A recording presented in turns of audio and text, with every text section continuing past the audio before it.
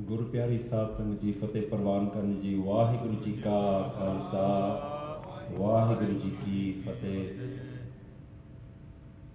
Today I've been asked to join you on this stage at this prestigious Gurdwara Sahib in San Jose, and I'm very thankful to the committee who've invited me here today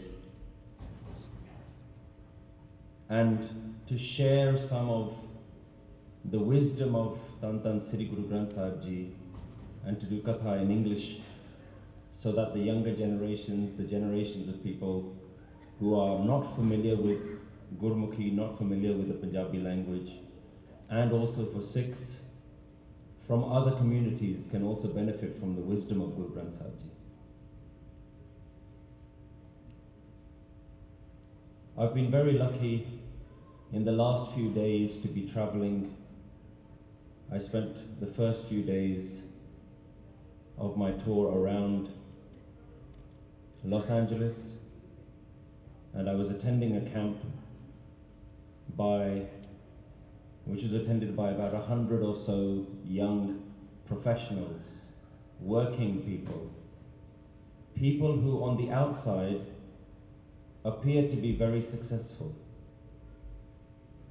But many of them came up to me and were asking me very important questions, issues that they were having, problems they were having in their life.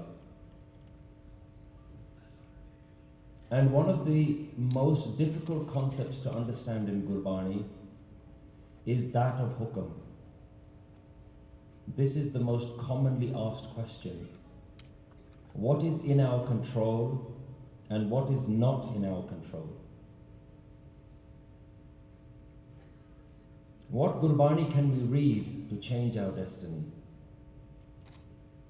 If God exists, then why do bad things happen in life? And what about all the terrible things that are happening in the world? Wars, mass shootings, murder, rape, child abuse, terrorism, are these things also Hukam? And another question, more personal, the one that I get asked more than anything else, is about suffering and pain. Do we need to suffer because of Hukam?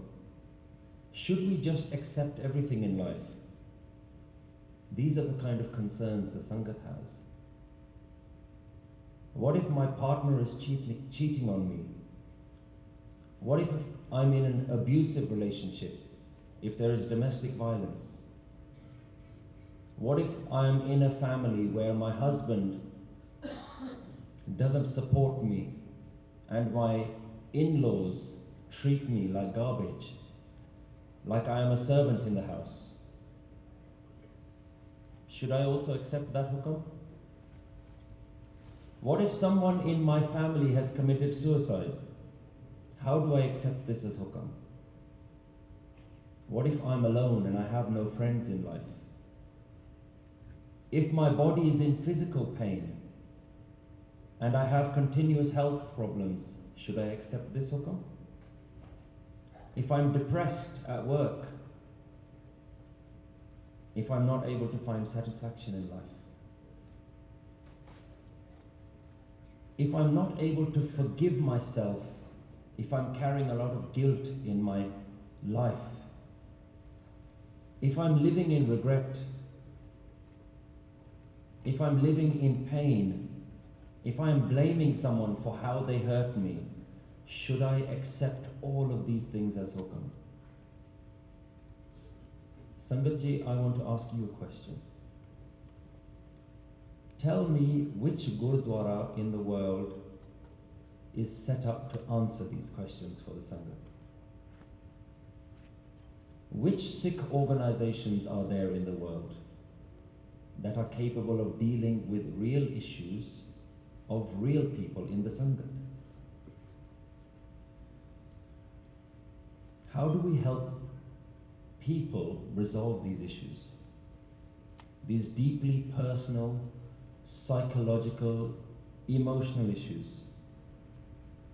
And even if we have Gursikhs who are in the field of psychology, helping people, how many of these people are able to apply Gurmat wisdom and apply the wisdom of the Guru to help them deal with these situations?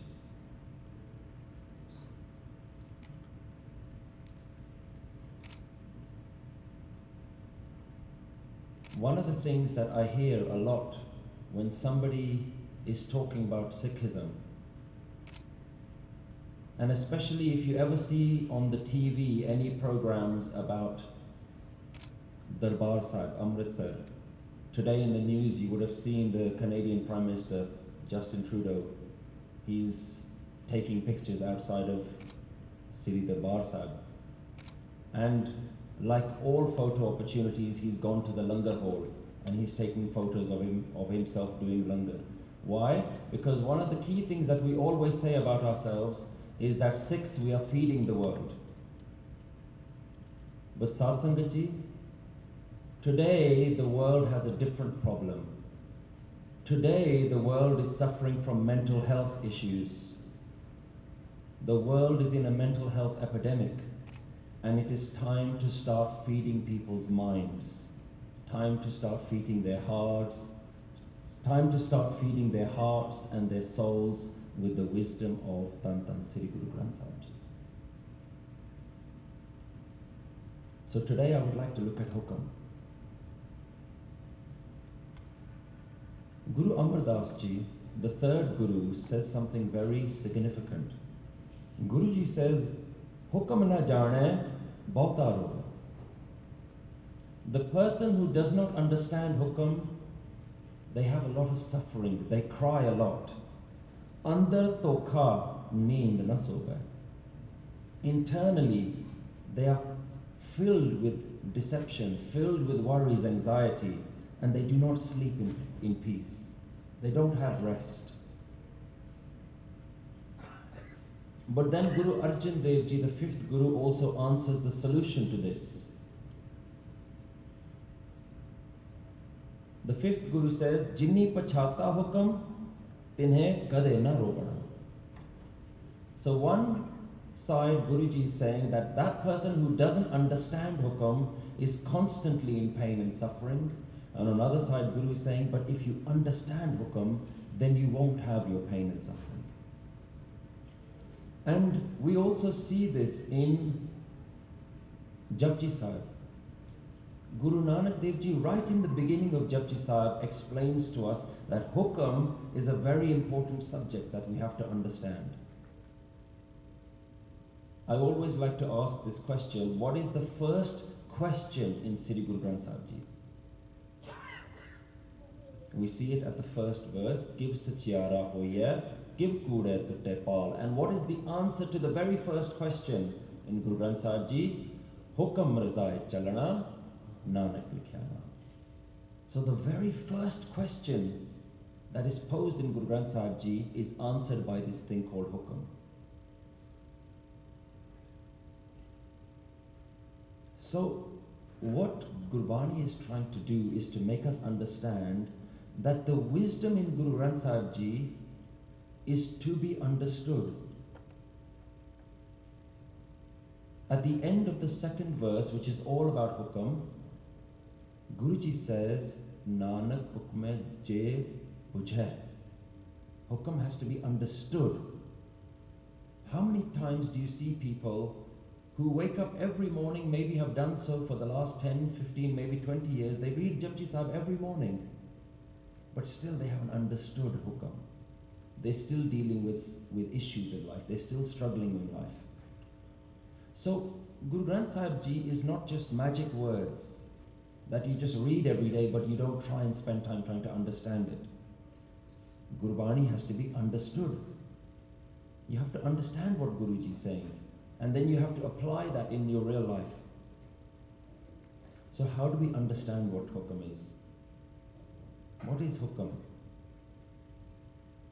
There is what is considered one of the most complete dictionaries of Guru Granth Sahib Ji, known as the Mahan Kosh, the great dictionary written by Khan Singh Naba. And if you look at Hukam there, Hukam is described as Pavitr Niyam, the divine law, like it is a cosmic law of the universe. Pavitr Niyam, the definition of Hukam. That there is something sacred that is happening everywhere. Like another law that we can say of the universe, we could say gravity. Gravity is a law of the universe. Light travels according to its own laws. Sound works according to its own laws. And Hukam is also a universal law. And one of the first things we learn about this universal law is Hukam hai andar sab ko, bahar hukam na koi. How many times do you ponder over this question? Why did that thing happen in my life? Is that Hukam? I once had somebody send me a message online, and they said, a Gursikh that I know has committed suicide, and I can't accept that that is God's Hukam.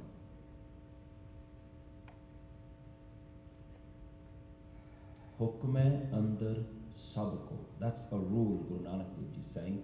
Bahar hukum na koi. Nothing is outside of Hukam.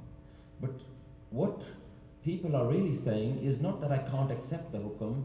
What they're really saying is it hurts too much, and I don't know how to deal with the pain.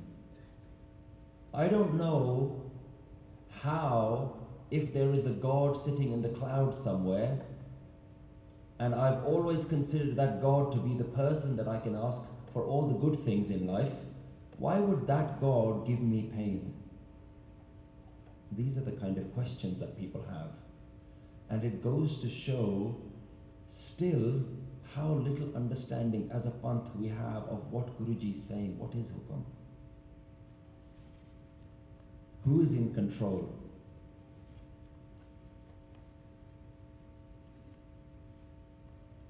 So I've had the opportunity to study a little bit of Gurbani, and according to my little bit of mat, if the Sangat will allow me, I'd like to share how I understand some of these concepts of Gurbani and how I feel Gurbani can help us in our life. The word Hukam is usually translated to mean command. And when we say the word command, what is the image that comes in your mind? That there is some thing or someone who is more powerful, and he is sitting somewhere and he is commanding me, like a king commanding over the universe.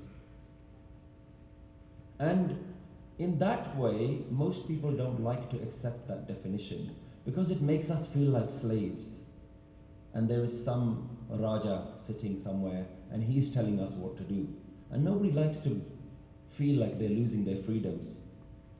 And even though technically that is what Hukam means, maybe there are better words in English that we can use to try and help us deal with Hukam. So the word that I translate Hukam to be is reality. Jo ho reha. Whatever is happening, that is called Hukam. And this is a very interesting way of understanding Gurbani because it means that right now Hukam is happening. If this is reality, then this is Hukam. And Gurbani goes as far as saying that if you know Hukam, you will know what God is. God is Hukam. Which means God is reality. Whatever is happening right now is Hukam.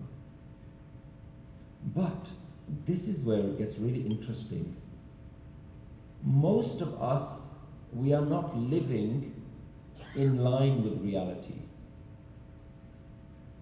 Most of us spend our life living in our minds. We only want the universe to behave how our mind thinks it should behave. So this applies in even the smallest examples to the biggest things in life. Reality means whatever is happening is happening. But in our heads, if we were able to just accept reality, we would have no problems, but we don't accept reality. We only want whatever happens in our mind. And what that means is no matter what is happening in the real world, we are having an emotional response because it doesn't meet our mind's understanding of the world. So our mind is saying, I don't want this to happen. This should never have happened this way. This was never in my plan. So we live in reality, but our minds are constantly telling us that reality is not good enough for you. Think of something more, think of something else. And because we are living in a conflict between our mind and the world, we suffer in pain. Let's look at this Shabad again. I don't want to give you too many Shabads because every single line of Guru Granth Sahib Ji is an entire khajana, is a treasure. So if we just unpack one single line of Guru Granth Sahib Ji, we will learn so much. Mahalla Tija, Hukam na jane, bahta rove. Let's just look at that for a moment. If you don't accept reality, you will cry. Because our mind is living in a different reality. In fact, it isn't a reality. Let's rephrase that. You know what we call something that doesn't exist in the real world but only exists in your mind? It's called a fantasy. And we're all living in a fantasy. And the fantasy says, I want the world to look like this. I want this to happen in my life. I want that to happen in my life. And when life doesn't work out in that way, we're upset. We can't deal with it. Why? Not because there's anything wrong with what's happening outside, because we haven't understood that what is happening outside should be what is happening on the inside, but there's a conflict. Give sachiara hoya, give kude tutte pal. Guruji says, Hukam razai chalana. Walk along the path of Hukam. But we don't do that. We always walk on the opposite direction. So we are living in a fantasy, and because in our mind, anything that you put in your mind, which you say, this is how life should be, recognize now that that is a fantasy. Life should be the way it is going to be. That is Hukam. The way life is going to happen, that is what's going to happen. The way you want life to happen in your mind, that's called a fantasy. Palekha, delusion, param, doubt. And we're all living in this. And you can take this down to the most simplest of things.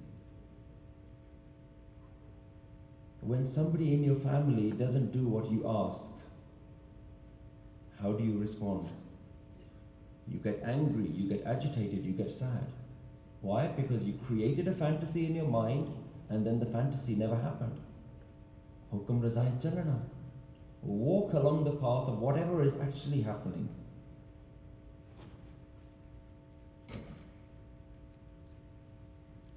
But we continue to spend our life in this conversation that's happening in the mind. And the conversation says, I want this to happen.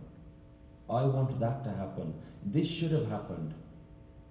This should never have happened. So the first lesson I want to leave you with today, whatever happens in your mind is a fantasy. Whatever is happening in the real world is reality, that is Hukam. And we have to learn that Hukam answers to no one. Hukam is not sitting there waiting for you to tell it what to do. It's like the fish thinking that he can control the flow of the river. Is the river waiting for the fish?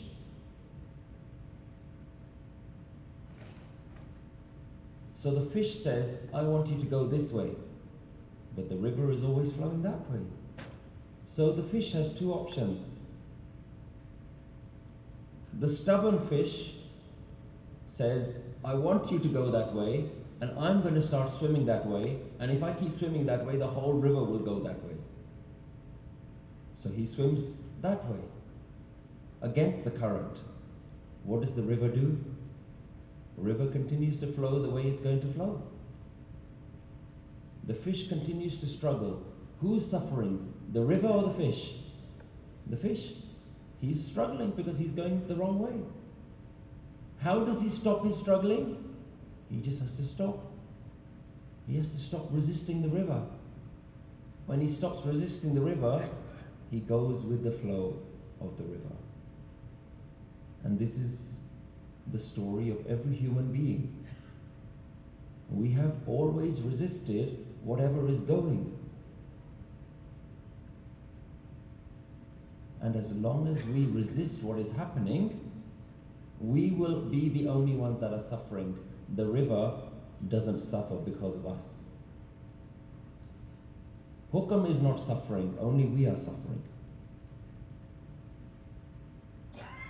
And so, what the fish then does is that he doesn't let go of his fantasy. He says, okay, I'm going to go with the river, but I'm not going to be happy about it.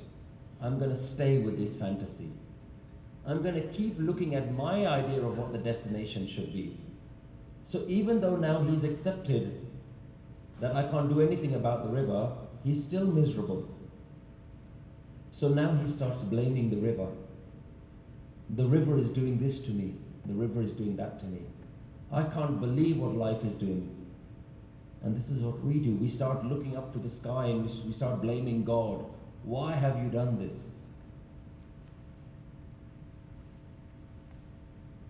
But we're thinking of God like some man with a white beard sitting in the clouds. If the fish starts shouting to the river, why have you done this? How many times does the fish have to shout before the river will respond? Is the river ever going to give it a response? The river is saying, Bhai, I'm going this way.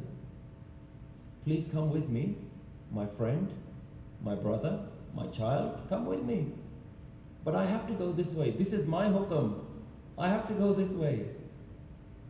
And hukam is doing what it needs to do. So are we going to sit there and start blaming the whole universe and blaming God? Why have you done this to me? So we need to get out of this idea that the universe is against us. God is against us. I don't believe in God anymore because he didn't do what I wanted to do. The fish needs to stop believing that the river is against the fish. Is the river against the fish? The river is just going where the river has to go. Life is just unfolding in the way life has to unfold. It's not against you. You're the only one that's against it. So there is no victim here. The fish isn't a victim of the river, and we are not a victim of God. We are not a victim of life, of the universe. We are creating our own problems. And so everybody says, oh, the river didn't go the way you wanted it to go? Oh, that's really bad. That's really bad. Or somebody gets a really good idea and says, oh, you want the river to go that way? Why didn't you go do an akhand part? Go do an akhand part and maybe the river will change direction. Go to the Gurdwara, do an ardas, put some money down, maybe the river will change direction. You don't know. It could be in your karam that you can change the whole river. The other fish is telling the other fish, why didn't you do an akhand part? So in reality, is there anything such as good and bad in life? Or is just life going in whatever direction it has to go? Maybe we should use some different words. Rather than saying something is bad, like it is a universal truth that this is bad, maybe we should use words like this is desirable and this is non-desirable. This is preferential or it is non-preferential. Because it is not good or bad, it is just based on your ideas of good and bad. And this can be applied to the biggest, most horrible circumstances that happen in life, Satsangatji. The reality is that is reality, that is life. We don't want it to be that way. And we can maybe even try and do something about it.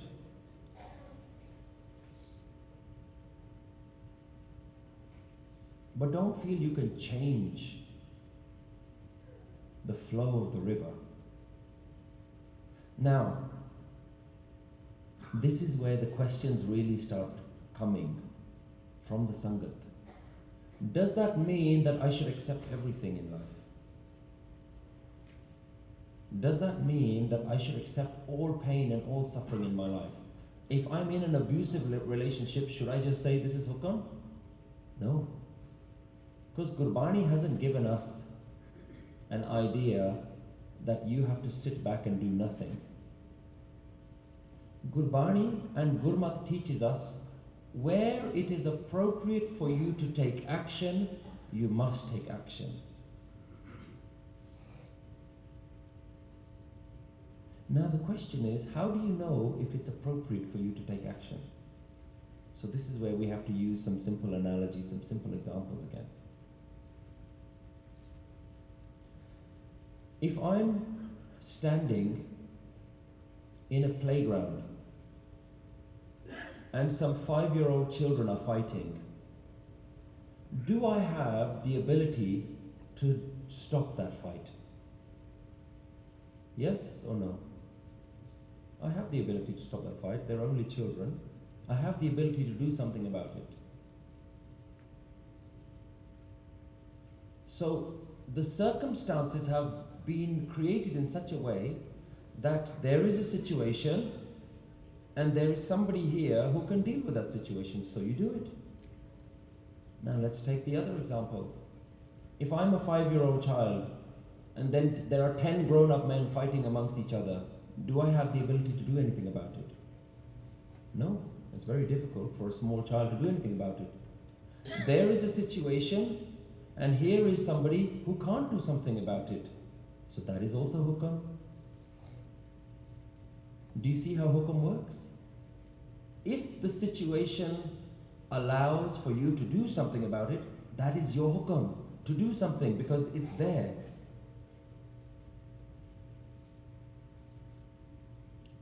There's a beautiful example that comes from the story of Mahabharata. You know the story of Mahabharata? Krishna ji is the charioteer and Arjuna is the warrior. And the Mahabharata is what we learn about in the Gita. And the Gita is a conversation that Krishna is having with Arjuna. And Arjuna is standing at the edge of a battlefield and he's having a conversation with his guru, with Krishna. And he says to his guru, he says, I don't know how I can fight this battle because the enemy on the other side of the battle are all my family. How do I fight them? My teacher is standing the other side, my brothers, my family are standing on the other side. How do I fight them? Krishna's response to Arjuna is the universe has created such a system that you're standing on this side of the battlefield and they're standing on that side of the battlefield. They can only do what is in their destiny. You can only do what is in your destiny. You must fulfill your destiny. Your destiny is that you're a warrior standing on this side and the battle is about to start. That is the Hukam. The universe has been created in such a way that things happen. And you have been created in such a way that you are just a victim of your circumstances. You are the outcome of whatever circumstances are happening in life. So I go back to this question. If you are in an abusive relationship, if you are in an unhappy situation, and you have the ability to do something about it, that is your hukam. The hukam has been created that you have the ability to do something about it. If you are in a job where you're completely miserable, and your boss is always abusive to you, and you have the ability to leave, then you can. You don't have to sit there and accept it. The Gurus didn't make us passive. The Gurus didn't make us ahimsa, always non-violent. Just sit back and do whatever life does. You don't have to do anything. You know, I've told you this whole example about the fish and the river, but now this is adding some more complexities to it. It isn't as simple as that.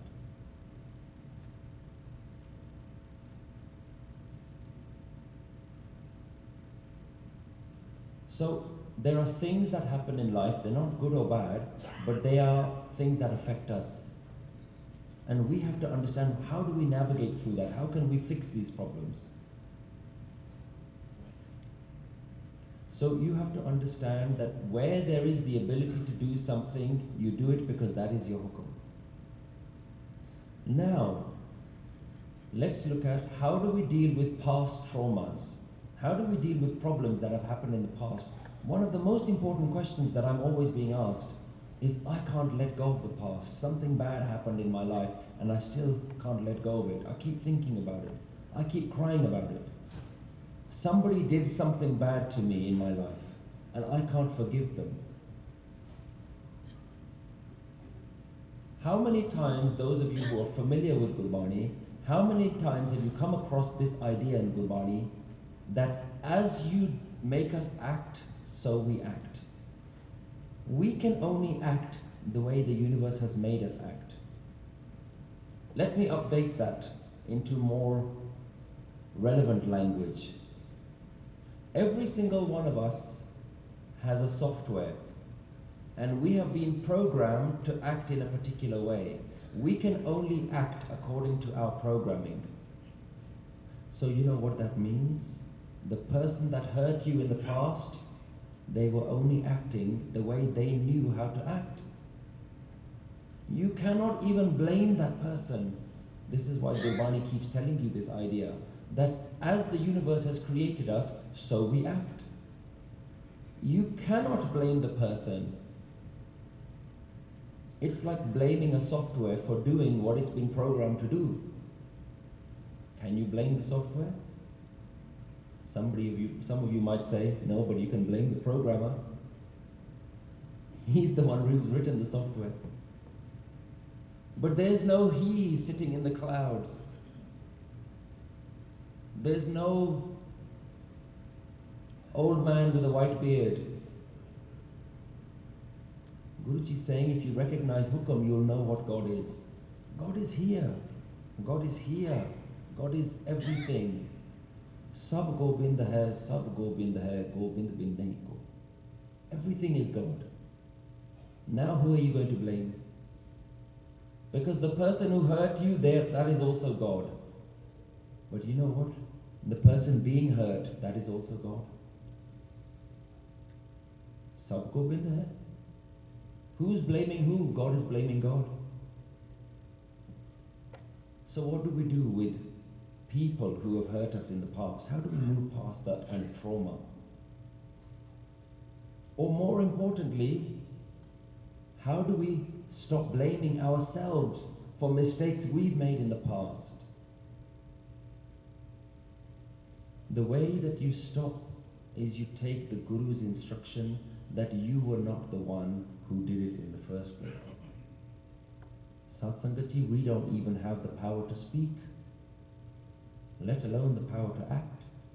Akhan jor, chupana jor, jor na mangan den na jor, jor na jeevan maran na jor, jor na raj mal man shor. There is a noise going on in the mind that convinces you that you have some power. but it is just manadi shore. It's just a noise of the mind. But the reality is, I don't have the power to sit on stage like I am right now. You don't have the power to sit where you are right now. I haven't put myself here and you haven't put yourself there. Because the reality is, there is no fish in the river, there is only the river. This is the river, this is the river. Now one part of the river is going to blame another part of the river because the whole river is going in one direction. Sab Gobind hai, Sab Gobind hai, Gobind bin nahi ko. There is nothing outside of this oneness. Who are you blaming? So we have to learn to not look at the past and keep blaming that person. Why did he do it to me? Why did she do that to me? Or why did I do that? I can't forgive myself. You were only acting as you were programmed. So there is the past. It cannot be changed. It will never be changed. But you know what can change? The way you choose to look at the past. You want to look at the past and say, that was bad, then you're just putting a label that's hurting you. Who else is suffering? Is the past suffering? Is the person who did that harm to you, are they suffering? No. They've moved on with their life. Who's suffering? You're the only one suffering. So we cannot change the past, nor can we direct the future. What do we have? Now. And in this moment, you have to ask yourself the question, do I choose to be dukhi now? Do I choose to be upset now? Or do I choose to be at peace right now?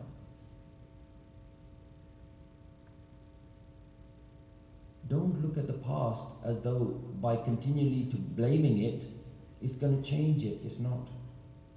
By living in the past saying, I wanted life to go that way, I wanted life to go that way, I wanted life to go that way, you are causing your own dukh. Because Hukam na jane, bahta rog. If you don't understand that that was Hukam, you will continue to cry now. You cried then, and you're crying now, and you'll continue to cry in the future.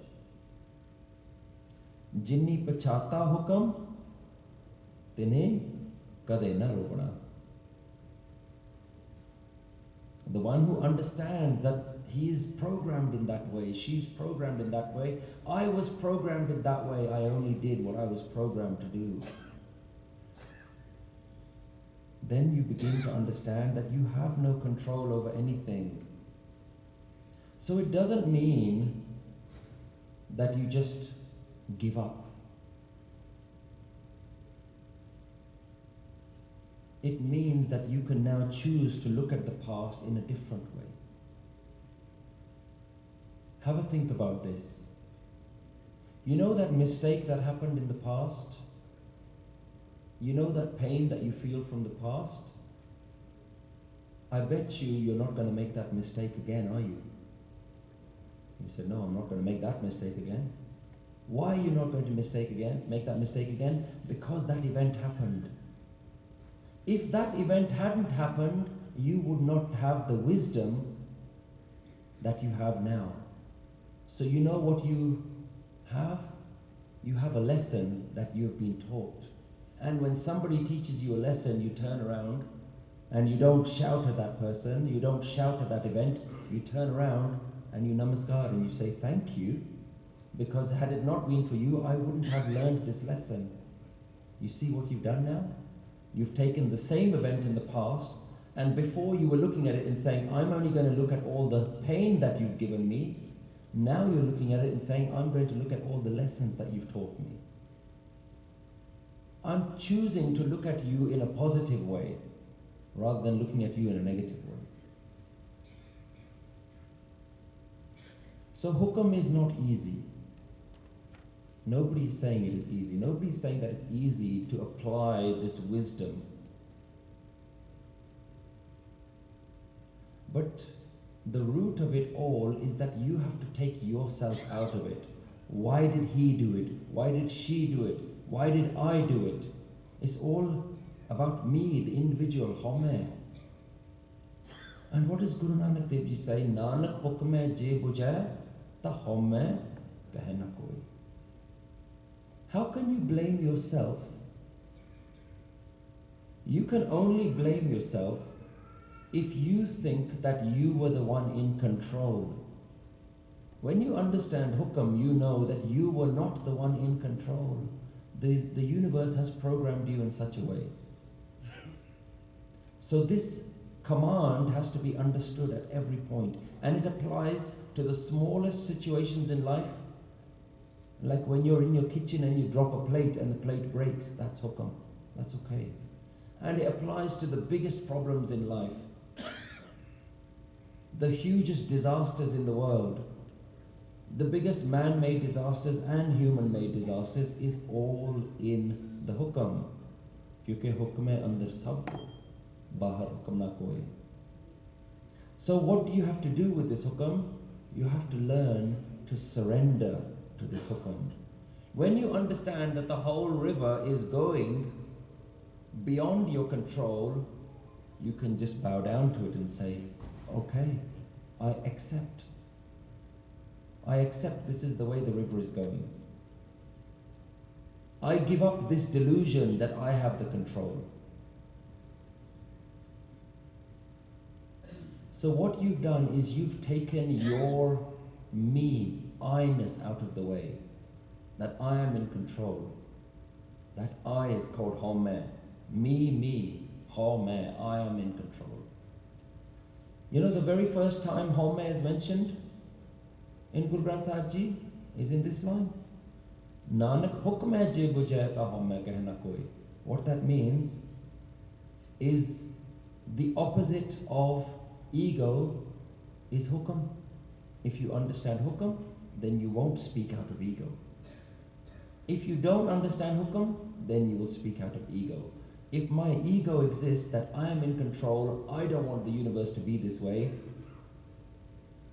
then I am in my ego and I have no understanding that this is all part of a bigger game that has nothing to do with you and me.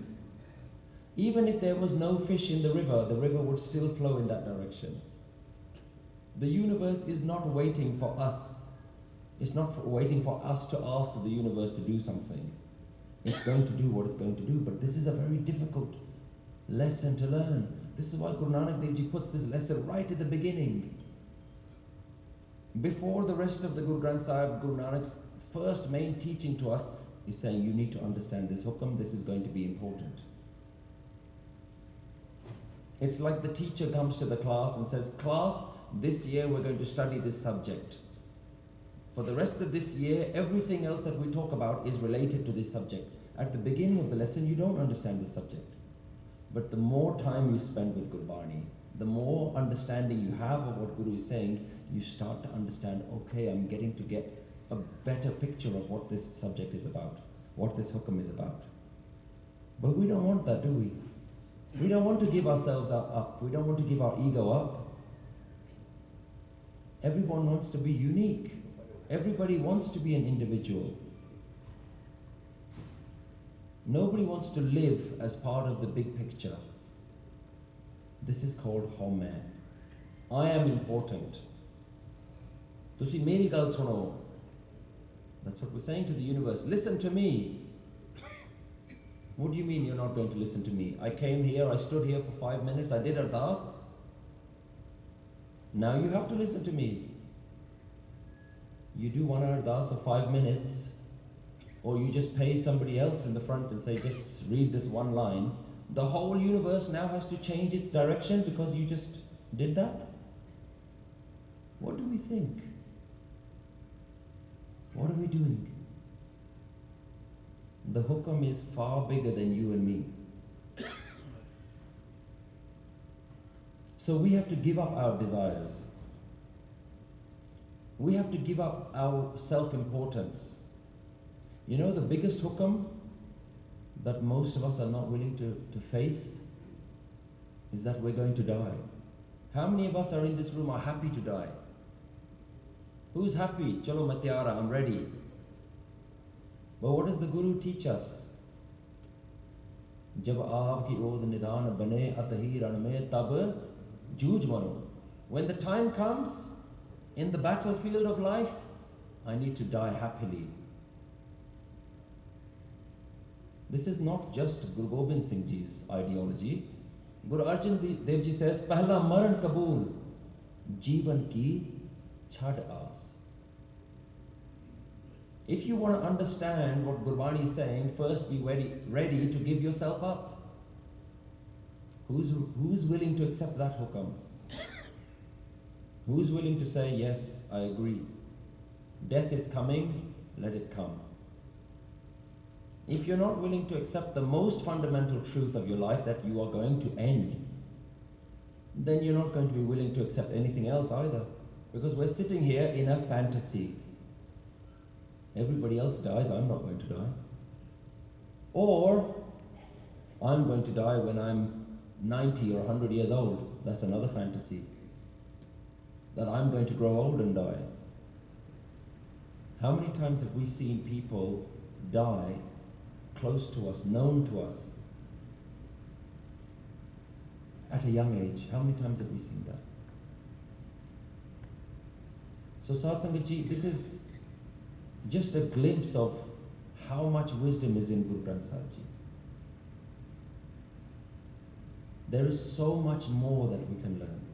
There is so much more that we can do, but I am limited by time that I cannot continue much more. I hope this gives you an idea of the complexity, but yet the beauty of what's in Guru Granth Sahib Ji. And that there is a real need in the world for this wisdom to come out. This wisdom is not just for the Sikhs, it's not just for the Punjabis, this wisdom is for the world, this Guru is for the world. So, I thank you for giving me the opportunity. I hope I've given a little bit of clarity. I hope I've not made too many mistakes or confused you even more. The work that I do is part of a charity in the UK called Nanak Naam. There is a YouTube channel called Nanak Naam and a Facebook channel, and there are over 250 videos in English about different Gurmat concepts like this, and I encourage you to please go online. All of the work that is being done as a charity. We're a non-profit organization. We do ask for donations as well, so that more of this research of Gurmat can happen, the Gurmat research that helps people in their daily lives.